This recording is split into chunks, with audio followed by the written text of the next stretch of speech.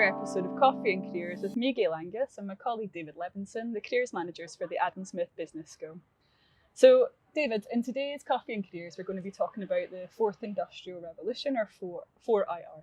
So the Fourth Industrial Revolution, the advancement in technology and innovation, is changing the world of work. So with a rapidly changing world of work, we're going to discuss today, what does that actually mean for our graduates and our students? And how can they actually prepare themselves for a world of work that is changing rapidly? Okay, I think it's a great question. And I think the main thing is that the pace of change is so much greater than any time we've ever seen before, really, in history. And it does make it more challenging, I think, for people graduating and planning what they want to do in their career, but also more exciting because the opportunities that are going to exist in the next few years and beyond in people's careers are things that you can't really predict, but are going to be really interesting, and so many new opportunities will emerge.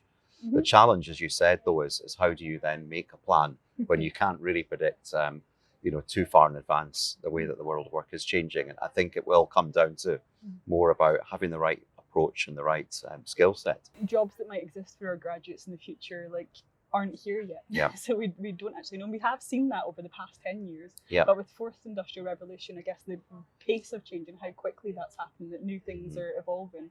And the skill sets required for jobs that exist already are changing slightly as well. Yeah. So, and I think it's, a lot of people are now starting to talk about that. What are universities for? Universities are actually training the graduates of the future to work with technologies that have not yet been invented, perhaps in organizations or companies that don't yet exist, in sectors that are totally new. Yeah, exactly. So yeah, the whole landscape is changing, but in a very interesting and exciting way. Yeah.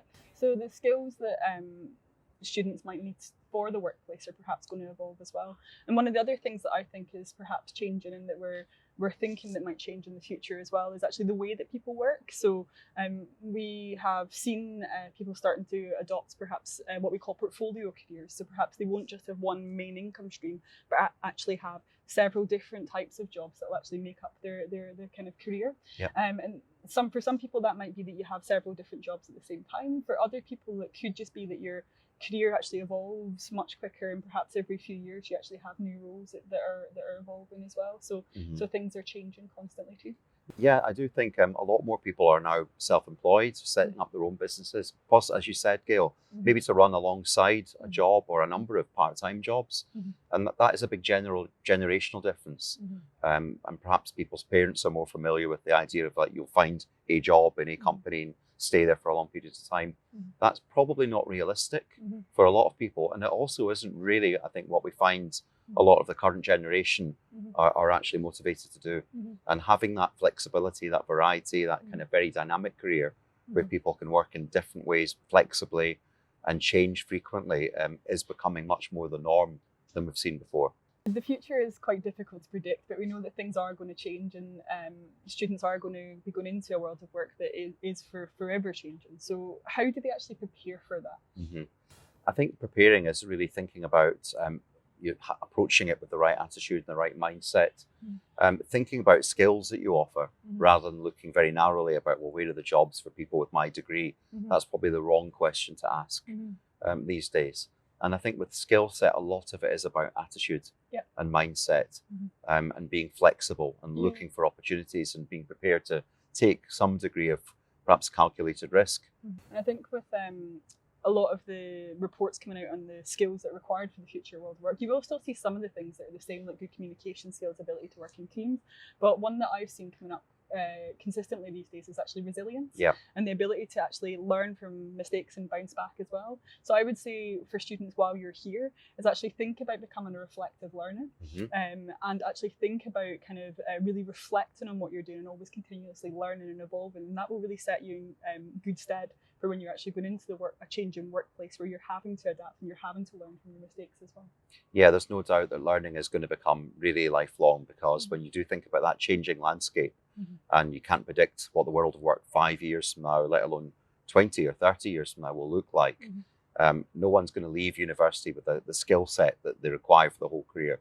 So being curious, keeping learning, finding opportunities, building your professional network and maintaining that through your working life, Yeah. I think is more important than ever. And they can start building that professional network right now. So in your class, you have colleagues who perhaps will be going into similar or perhaps different industries to you, but connect with them on LinkedIn. Join the University of Glasgow's own alumni network as well, and start building your network right here, right now as well. That should be a good thing for you in future when things are slightly uncertain, that you can reach out to people in your network for advice, for help, for support as well.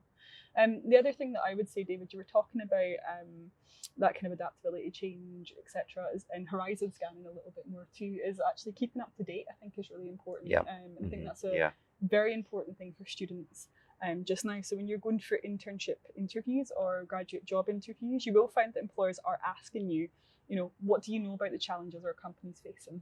Yeah. What do you know about our industry? So they call that kind of commercial awareness. And I think in a changing world of work, that's even more important for a couple of reasons. One, it will help you in those interview situations to convince employers that you actually know about the challenges. The other thing is it will help you to stay abreast of what's actually happening in the future, and to think about the skills that you might need and where you actually might want to go in your career as well. So staying up to date is very, very important. And I think for so many people who are currently in leadership positions in organizations, the skills that they maybe don't have are things like digital skills, understanding data and how it's used. You don't have to be a computing science graduate to really keep on top of that and understand digital media, social media, big data, analytics, some of the stories in the media about how those are impacting on every aspect of society. That's a skill set that's here to stay. And I think for graduates, having an awareness of that and interest in it is key in whatever sector people go on to work in. And I think that's a good place to end for today, David. So for those of you thinking about the fourth industrial revolution, yes, things are going to be changing in the future, but to stay ahead as a student, really think about your skill set and updating it, connect with your networks, and really keep up to date with what's actually going on in the world of work.